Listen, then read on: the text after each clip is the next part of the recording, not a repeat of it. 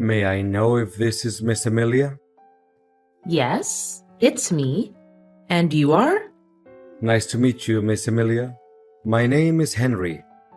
I was hired by your father, Mr. Smith, not long ago. He wanted me to keep you away from all of the misshapes and life-threatening dangers that are predicted to happen in the near future. What mishaps? Can you make it more specific? There's something you need to know, Miss Amelia. Your father told me that he has been battling a brain tumor for at least 3 years now. He decided not to tell you about his sickness because making you sad or concerned is the last thing he wants to do. His condition only gets worse as he gets older. Until recently, a flare-up has caused his life to hang on a thread. What?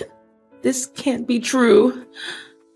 Why did he hide that cold and harsh truth from me? He knows how important he is to me. As my mother left us behind to pursue her own happiness, my father had to assume the responsibility of both man and woman in our family. Yet, not once in my whole life have I ever heard a single complaint from him. He even chose not to remarry so that he could put his heart and soul into raising me. His love for me truly can't be described by words. I can feel how deeply connected you and your father are, and I'm truly sorry for what you have to go through right now. I know this is difficult to bear all at once, but you need to be strong. Mr. Smith anticipated that when everyone knows about his current condition, some unfortunate events may happen to you and your dad's company. That's why I'm here, to make sure that you'll be safe, no matter what circumstances. Are you still with me, Miss Amelia? Yes, continue where you're at. I'm just gathering my courage, trying to calm down and not crying too much. I know you're a brave girl, Miss Amelia, and your father is always proud of you for that. But wait, why should I put my trust in everything you have to say? Clearly, you just must be some random person who happened to know my number. Mrs. Smith figured that you would ask something similar. This is why your father asked me to personally send you a keepsake that's very dear to him, which is your mother's necklace. It should have arrived in your mailbox by now. Give me a few minutes to check. Well, I guess what you said is believable, because the one I found in my mailbox is definitely my mom's necklace, which my dad always carries in his pocket wherever he goes. Look, your father is still fighting hard for his life. Although he can hardly move, he's still able to talk and remains conscious about what's going on around him. In around 3 days, I'll read his testament on his behalf at the hospital. According to his will, you, Miss Amelia, will inherit not only his incredibly large fortune, but also his $1 million company. Well, money and power are never my first priorities. All I care about right now is my dad's vitality and well-being. Money and power may not matter much to you, but your father fears that some people may try to steal them from you, or even try to get rid of you so that they can lay their hands on your father's enormous property.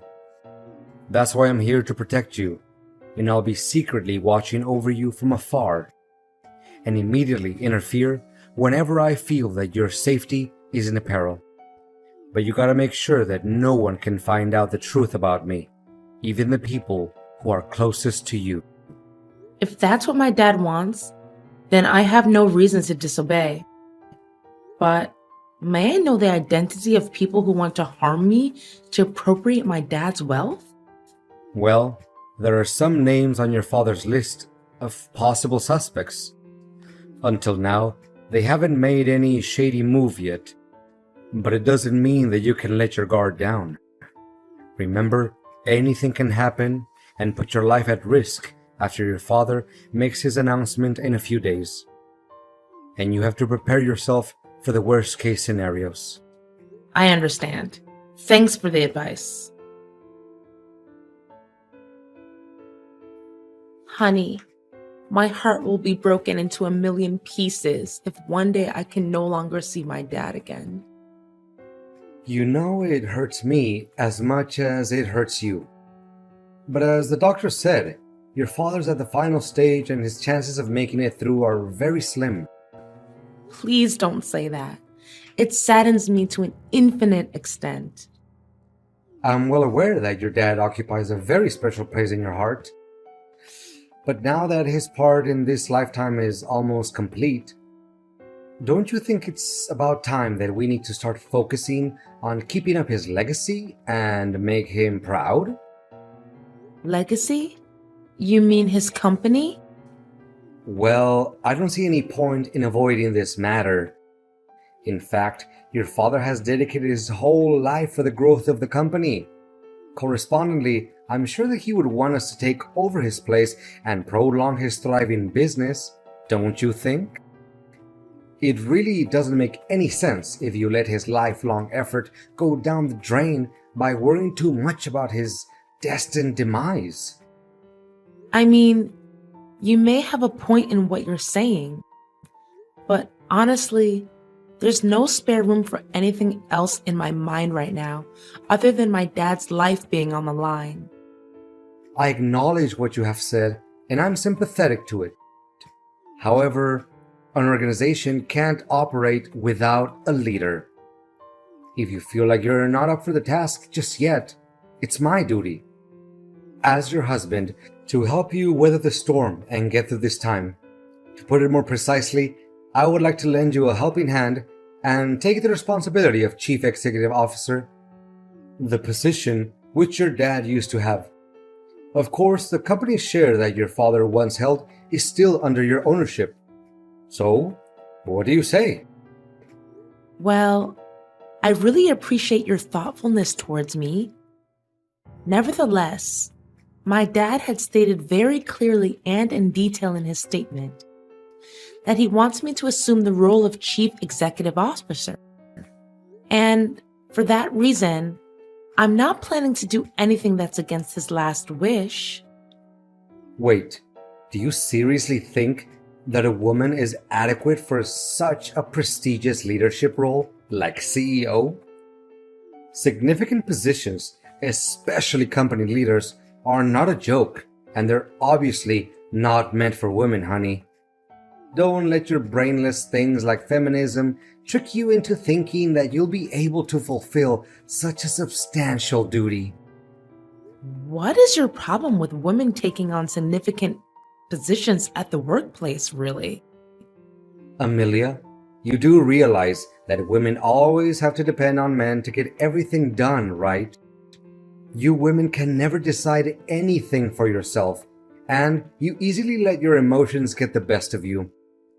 If you still care about the family that we'll build together, you should reconsider your place and fulfill your duties as a wife, which means doing household chores and bearing my children. Well, I don't see anything wrong with me taking on leadership responsibilities. I graduated top of my class, and I dedicated 7 years to achieve my master's degree and PhD in economics. I even devoted more time working for the company than you did. To back up my words, I'd started from the bottom and I made my way to higher positions step by step. Nothing was handed to me on a silver platter, you know. I know, but don't you think it's a little weird that the husband works as a subordinate to the wife? Why? I don't see anything that's weird about it. Honey, it's about finding the one that's more suitable for the job. That's all. It has nothing to do with the roles we have in our family. I honestly don't have any clue about why I still have to stick with an inferior job title like sales manager. It's literally nothing compared to your position, which leaves me no choice but feeling unfairly treated. I mean, didn't he take any of my hard work into account? You do realize that to get to the point where you're at now, it takes other people at least 3 years? You had it easy enough and got promoted to manager in only 5 months just because you're my husband. I mean, What will other people say? They may think that I'm nothing but merely a parasite in your family. Not getting the highest position of the company doesn't make you a parasite, William. What's wrong with you all of a sudden? I thought you enjoyed your current job. I did, until I figured out how deceitful your father was. He promised that I would take his place after he retired. Now he swallowed his own words and had you take over the position instead. What? How can you make up such a lie? If my father intended to let you take control of the company, he would have told me about it. He never makes any important decisions without letting me know firsthand. Look, William, I don't want us to fight over this kind of thing. We're family, and being family means helping each other out in times of need, not picking a quarrel with one another over power and inheritance. Let me make it clear to you once and for all. If I don't get to work as the chief executive officer of the company, I demand a divorce as soon as possible. What? How could you say that so easily after our 3 years of marriage?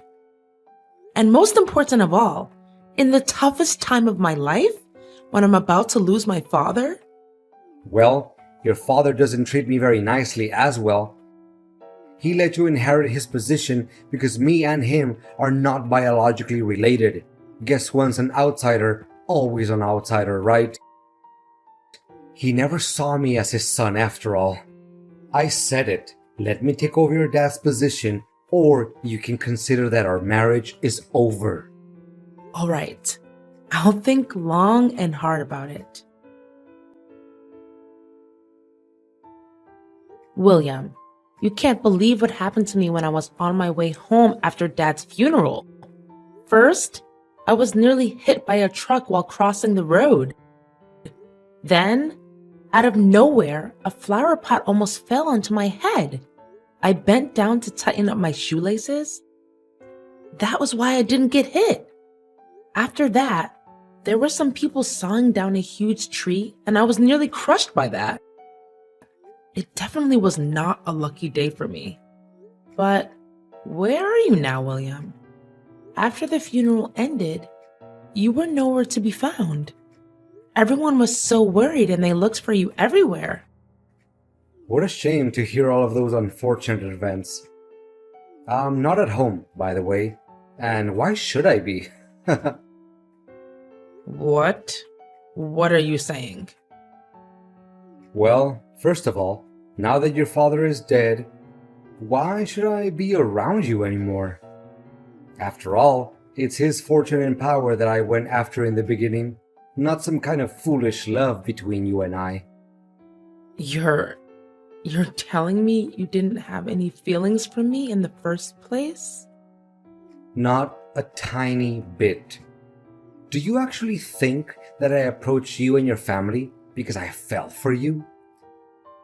That's the most ridiculous joke that I've ever heard in my entire life. The only attractive thing about you is your dad's money. But I'm still the one who is in charge of my dad's company, right? How can you be so cocky? Well, not anymore. I now own papers proving that I'm the person who's gonna take over your dad's place as a CEO. He even gave me his shares in the company and every property that he possesses, including the house in which you're living. What? How could it even be possible? That's against the decision that he stated in his testament. There's no way he could do it without my approval. Don't you dare make things up. You know faking legal papers is a serious crime.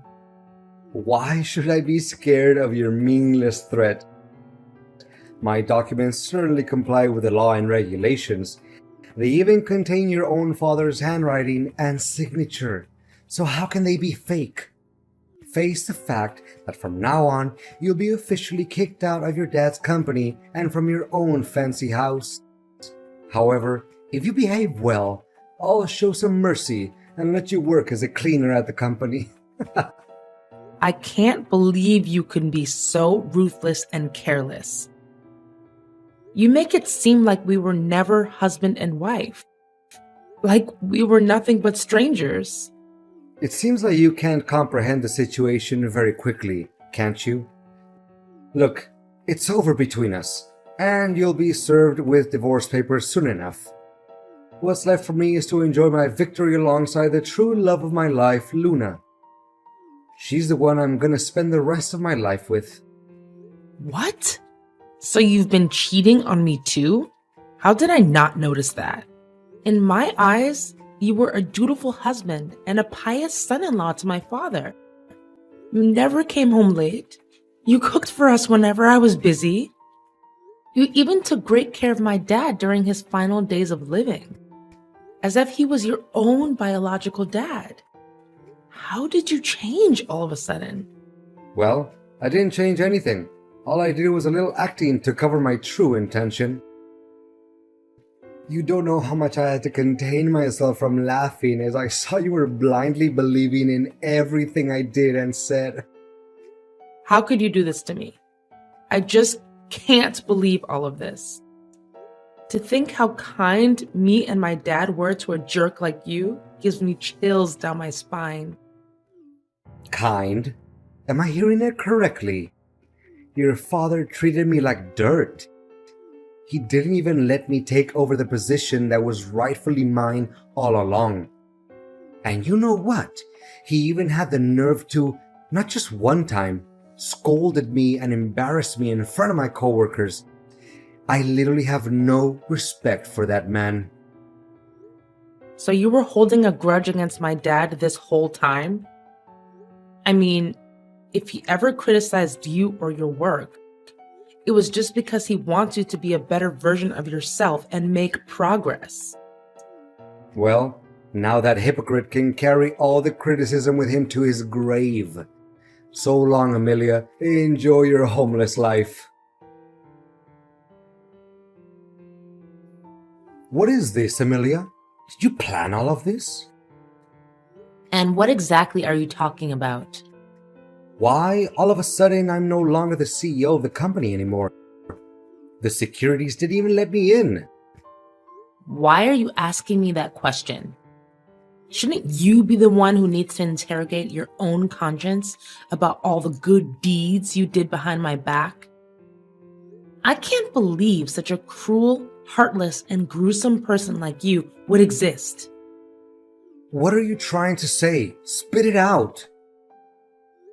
Stop playing the fool. First, you took advantage of my father's sickness and brutally forced my father to sign all kinds of papers so that you can claim ownership of his fortune and his shares in the company. You threatened him, grabbed him by his neck. You even beat him, ruthlessly. For a person that had only days to live like my father, how could he bear such an act of violence? You knew that, and you left him there dying all alone. It was you who killed my father. Hold on. Are you even listening to your own voice right now? Don't just accuse someone out of nowhere without evidence. I know damn well that I have all the evidence in the world to start a lawsuit against you. Do you know what I'm possessing right now? Full-length footage of you torturing my dad so that you can achieve your evil ambition. It was recorded by the hospital's cameras. Never in my worst nightmare could I imagine that one day my dad would be tortured to death by his own son-in-law. What? I thought I took care of it. You did do something about it. But fortunately, my bodyguard was smart enough to trace you down and recover the footage. Where the hell did you get yourself a bodyguard? That's just insane. I think what you just said is just a work of your imagination. I mean, you're just talking nonsense to scare me. Not only that, my bodyguard also provided the police with evidence proving how you and your mistress pull off every scheme you could come up with to murder me so that no one could ever threaten your throne anymore. Honestly, I can't imagine how wicked and cold-blooded you can get in order to seize what you want. Just in the morning, if my bodyguard hadn't tested the food before giving it to me, I would have been poisoned to death. Guess you also bribed the hotel staff, right? Just like every other sin you committed when you were working for my dad, right? You'd better watch your mouth, you wretched. Let me see. Faking receipts, taking bribes, embezzling the company's operating budget, leaking confidential information to other competitors, and not to mention murdering my father and failed attempt to assassinate me? I'm done arguing with an inhumane person like you. If I were in your shoes right now, I would start coming up with any possible reasons to defend myself in front of the court. Oh no, I think a police officer is knocking at my door. What should I do? Please, withdraw your complaint along with the evidence. You can't do this to me. Your days of abusing your power and violence are over, William. Don't ever let me see your face again. May I know if this is Miss Amelia? Yes, it's me. And you are? Nice to meet you, Miss Amelia. My name is Henry. I was hired by your father, Mr. Smith, not long ago. He wanted me to keep you away from all of the misshapes and life-threatening dangers that are predicted to happen in the near future. What mishaps? Can you make it more specific? There's something you need to know, Miss Amelia. Your father told me that he has been battling a brain tumor for at least 3 years now. He decided not to tell you about his sickness because making you sad or concerned is the last thing he wants to do. His condition only gets worse as he gets older. Until recently, a flare-up has caused his life to hang on a thread. What? This can't be true.